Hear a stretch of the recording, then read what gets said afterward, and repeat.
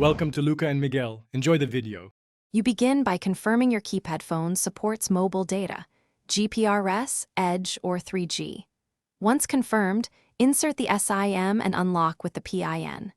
Next, go to Settings and enable mobile data. Make sure network mode matches carrier bands. Then enter APN settings exactly as provided by your operator because wrong values prevent connection.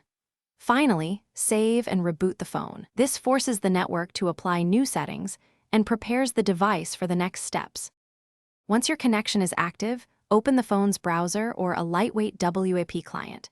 You should set a simple home page like your bank or search portal to save time. Then reduce data use, disable automatic image loading, limit JavaScript, and set a small cache size to prevent slowdowns. If you need apps, pick those built for keypad UIs and low bandwidth. Make sure to sign into accounts using mobile-friendly pages if a service supports UST. Use it for quicker, text-based access. To finish, test core services. Browse a web page, check email, and try low-quality streaming to confirm stability.